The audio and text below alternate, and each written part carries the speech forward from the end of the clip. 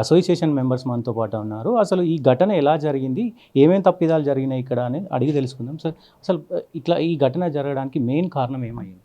Main అంటే safety problem sir. Landing gate ఉంటుంది, car gate ఉంటుంది. ఎలక్ట్రికల్గా అది షార్ట్ ఉన్నప్పుడు ఈ విధంగా జరుగుతుంది.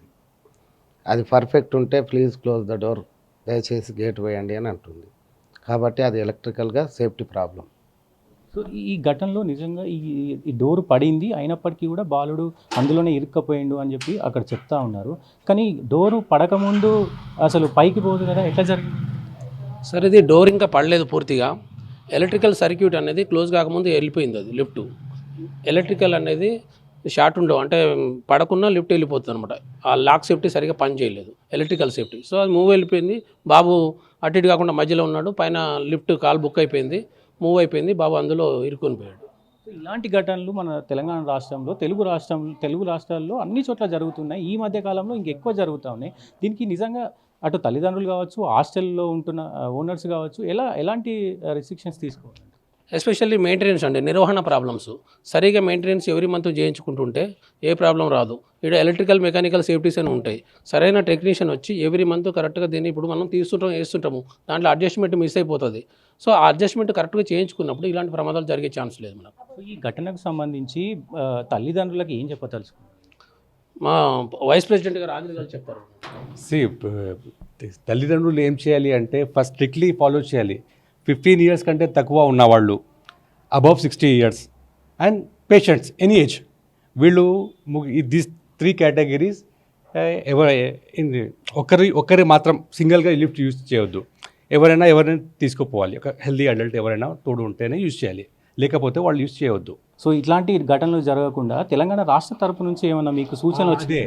Telangana government must implement lift act. Lift act అంటే ఏంటంటే start to end government control ఉంటుంది దాని మీద. Who manufacture the lift, who install the lift and who maintain the lift, these 3 categories మీద గవర్నమెంట్ కంట్రోల్ ఉండేది. అప్పుడు ఏముంటుందంటే ఇలాంటి సబ్స్టాండర్డ్ లిఫ్ట్స్ ఉండవు. అండ్ దట్టు వాళ్ళు టైం పీరియడ్ ఇస్తారు, చెక్ చేసిన గవర్నమెంట్ అథారిటీస్ వచ్చి చెక్ చేసినాక ఈ టైం నుంచి ఈ టైం వరకు 1 year వరకు మీరు యూజ్ చేయవచ్చు. 1 year తర్వాత వాళ్ళు మళ్ళీ చెక్ చేస్తారు సేఫ్టీ అన్నీ ఓకే ఉందా లేదా అని. దాని తర్వాత మళ్ళీ 1 year అట్లా ఇస్తారు. అట్లా గవర్నమెంట్ కంట్రోల్ ఒకసారి దీని మీద ఉంటే ఈ యాక్సిడెంట్స్ అప్పుడు ఉండవు. లిఫ్టుల తయారీ విషయంలో కూడా సార్ అన్యాన్యమైన లిఫ్టులు కూడా వస్తూ ఉన్నాయి. ఎవరు పడితే వాళ్ళు తయారు చేస్తూ ఉన్నారు, ఎవరు పడితే వాళ్ళు లిఫ్టులు పెడతా ఉన్నారు. అట్లానే ఉన్నాయి మన మార్కెట్లో. ఎందుకంటే బిల్డర్స్కు కావాల్సింది లీస్ట్ ప్రైస్. వాళ్ళు పోయి లీస్ట్ ప్రైస్ లిఫ్ట్ అడుగుతారు. వాళ్ళు ఏం చేస్తారు, పాత లిఫ్ట్ కొత్త లిఫ్ట్ రెండు కలిపి దానికి పెయింట్ చేసేసి ఒక సబ్స్టాండర్డ్ లిఫ్ట్ తయారు చేసేస్తారు. బిల్డర్ కన్స్ట్రక్షన్ చేసి 1 year తర్వాత వెళ్ళిపోతాడు. దాని తర్వాత ప్రాబ్లమ్స్ స్టార్ట్ అవుతాయి. ఒకసారి లిఫ్ట్ యాక్ట్ వచ్చిందంటే ఇది మొత్తం దాని మీద గవర్నమెంట్ కంట్రోల్ ఉంటుంది. అట్లా అవ్వదు. ఇప్పుడు మీరు ప్రభుత్వం దృష్టికి ఈ సిచ్యువేషన్ ప్రభుత్వం దృష్టికి తీసుకెళ్ళాలి. ఎస్ దట్స్ మీరు ఈవెన్ మేము ప్లాన్ చేస్తున్నాము కన్సర్న్ మినిస్టర్ని పోయి కలవాలి అని. ఈ వీక్లో పోయి కలుస్తాం. మేము ఒక రిప్రజెంటేషన్ కూడా ఇస్తాము దీని గురించి. ఇది కొంచెం ఎక్స్ప్లెయిన్ చేయరు, అసలు ఎలా జరిగి ఉంటుంది? సార్, ఇక్కడ ఇది ఒక గేట్ లాక్ ఉంది కదండి, ఇది మెకానికల్ ఎలక్ట్రికల్ రెండు కంట్రోల్ చేస్తుంది. ఇది ఇందులో మెకానికల్ మిస్ అయినా ఎలక్ట్రికల్ మిస్ అయినా కూడా ప్రమాదాలు జరిగే ఛాన్స్ ఉంటుంది. ఇక్కడున్న సిచ్యువేషన్లో ఎలక్ట్రికల్ సేఫ్టీ మిస్ అయింది, ఆ ప్రమాదం జరగడానికి కారణం ఇది బాబు చనిపోవడం. వాళ్ళేమో లిఫ్ట్ మొత్తం క్లోజ్ అయిందని చెప్తున్నారు, బాబు ఏమో లోపలే ఉన్నాడు. అసలు లిఫ్ట్ పైకి ఎలా వెళ్తుంది? లిఫ్ట్ పూర్తిగా క్లోజ్ కాలేదండి. లిఫ్ట్ క్లోజ్ కాకుండా సర్క్యూట్ క్లోజ్ అయినట్టు కమాండ్ వచ్చింది దానికి. పైన వేరే వాళ్ళు నొక్కడం వల్ల యాక్సిడెంట్ జరిగింది. ఎలక్ట్రికల్ సేఫ్టీ మిస్ అయింది ఇక్కడ. సేమ్ మొన్న ఇది ఇక్కడ ఎలక్ట్రికల్ సేఫ్టీ, మొన్న గవర్నమెంట్ ఆఫీసర్ పోలీస్ చనిపోయారు కదా, పోలీస్ ఆఫీసర్, అక్కడ మెకానికల్ సేఫ్టీ మిస్ అయింది. ఇది మెయింటెనెన్స్ నిర్వహణ ప్రాబ్లం ఒకటి దీంట్లో.